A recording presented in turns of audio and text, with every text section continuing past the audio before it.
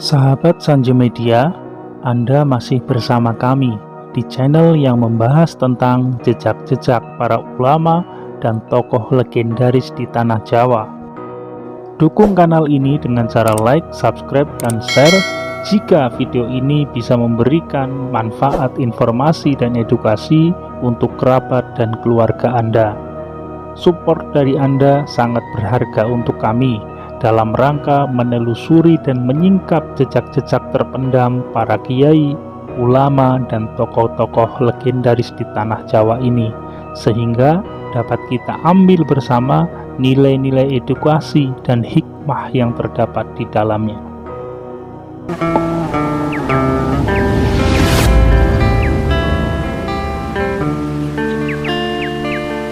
Kenapa bisa banyak nama daerah yang memiliki kesamaan antara satu dengan yang lain? Misalkan tadi saya menyampaikan di Mijen, Kecamatan Mijen, Kabupaten Demak terdapat Desa Melaten, dan di Cirebon terdapat Desa Kemelaten. Ini mirip ya. Nah, itu ada kaitannya teman-teman dengan teori pembentukan kelompok sosial. Setidaknya ada dua faktor bisa terbentuk kelompok sosial yang pada ujungnya nanti dapat menjadi sebuah desa. Yang pertama, karena ada kedekatan geografis, dan yang kedua, adanya kesamaan dari sisi kepentingan, keturunan, dan juga nasibnya. Dengan demikian, suatu desa bisa terjadi nama yang mirip karena ada pengaruh yang ditimbulkan dari luar dan juga dari dalam. Salah satunya adanya bawaan dari seseorang yang berpengaruh di sana. Sehingga dalam konteks ini, nama Desa Melaten di Demak dengan nama Desa Kemelaten yang ada di Cirebon diduga memiliki konteks historis yang sama. Riwayat yang ada dari folklore sebagian masyarakat Melaten yang meyakini bahwa makam punden yang saat ini terdapat makam Buyuderso dan Nyai Sani tersebut merupakan makam dari Syekh Siti Jenar. Saat itu Syekh Siti Jenar dalam ceritanya yang hidup pada masa kerajaan Islam Demak Bintoro meninggal di padepokannya. Oleh punggawa kerajaan, jenazah Syekh Siti Jenar dibawa ke kerajaan Demak untuk dilaporkan. Dalam perjalanannya, para punggawa kerajaan yang mengawal dan mengamankan jenazah dalam keranda yang dipanggul oleh beberapa orang untuk dibawa ke Demak mendapat laporan bahwa murid-murid Eyang Jenar akan menghadang di suatu tempat.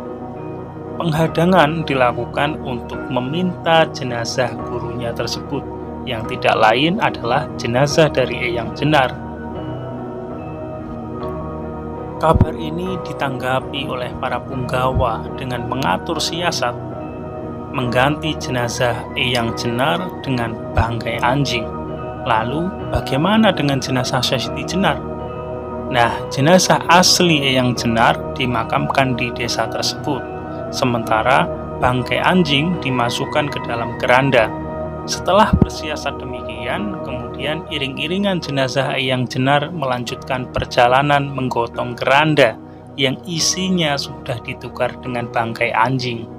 Pada suatu tempat, rombongan pengawalan punggawa kerajaan Demak dihadang serombongan orang yang mengaku sebagai murid-murid Eyang Jenar. Terjadilah di situ perdebatan yang seru antara murid-murid Eyang Jenar dengan punggawa kerajaan yang mengawal jenazah Eyang Jenar tadi. Pada intinya, murid-murid Eyang Jenar meminta jenazah tersebut untuk diserahkan untuk diurus pemakamannya. Lalu punggawa kerajaan keberatan dan bertanya mengapa para murid Eyang Jenar ini kok repot-repot mau mengurus jenazah gurunya itu. Apalagi guru mereka itu kan orang yang murtad dan mengaku sebagai Allah. Itu sebabnya, kata punggawa, meninggalnya pun tidak sempurna, bahkan jenazahnya berubah jadi bangkai anjing. Nah, jawaban itu tidak memuaskan murid-murid Eyang Jenar, dan siapa pula yang percaya jika gurunya telah murtad dan mengaku Allah, apalagi mempercayai klaim punggawa bahwa jenazah guru mereka berubah menjadi bangkai anjing. Menghadapi sikap ngotot dan memaksa itu, Akhirnya para punggawa kerajaan Demak mempersilahkan para murid-murid Eyang Jenar itu membuka keranda. Tujuannya jelas, agar mereka tahu dan yakin bahwa jenazah Eyang Jenar memang sudah berubah jadi anjing atau sudah berubah menjadi bangkai anjing. Tapi apa yang terjadi? Begitu keranda dibuka, yang nampak adalah tumpukan bunga melati berwarna putih yang masih segar dan baunya sangat harum. Bangkai anjing yang jadi pengganti jenazah Eyang Jenar ternyata tidak ditemukan. Melihat kejadian itu, murid-murid Eyang Jenar disaksikan para punggawa kerajaan Demak berkata, suatu saat nanti, bila terjadi kemajuan zaman, maka daerah tersebut akan dinamakan Desa Melaten. Maksudnya adalah bunga melati yang banyak. Nah, jenazah asli Eyang Jenar sendiri yang sebelumnya sudah dimakamkan dipindahkan ke pemakaman di Desa Melaten. Jika kita menganalisis dari cerita dan juga jejak sejarah yang ada, tentu antara Syekh Siti Jenar dengan Buyuderso maupun Nyai Sani ini memiliki deretan tahun atau generasi yang berbeda. Buyuderso dan Nyai Sani merupakan generasi setelah Syekh Siti Jenar yang secara tidak kebetulan dimakamkan di sini, mengingat pasti ada latar belakang historis di pemakaman tersebut. Jika tidak, sulit dimengerti mengapa tokoh sekelas Sentono Dalem dan juga Nyai Sani ini bisa dimakamkan di sana, kalau sebelumnya tidak terdapat jejak sejarah yang kental. Nah, diduga jejak tersebut adalah petilasan dari Syekh Siti Jenar atau bahkan makam dari Syekh Siti Jenar sendiri.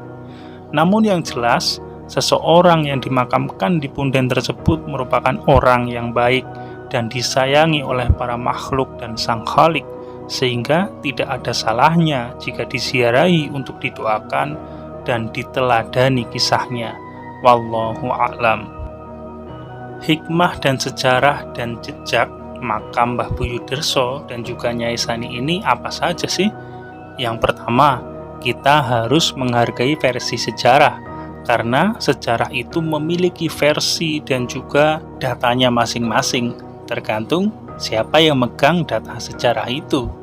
Yang kedua, boleh kritik sejarah, karena semakin digali, semakin kaya data, maka akan semakin menuju historis yang komprehensif dan dapat dipertanggungjawabkan. Hikmah yang ketiga, hendaknya sebagai manusia harus menjadi seorang yang memiliki loyalitas yang tinggi pada pemimpin. Sebagaimana Mbah Buyuderso, seorang Sentono abdi dalem ini sendiri. Ia rela mengabdi demi kemakmuran bangsa dan agama.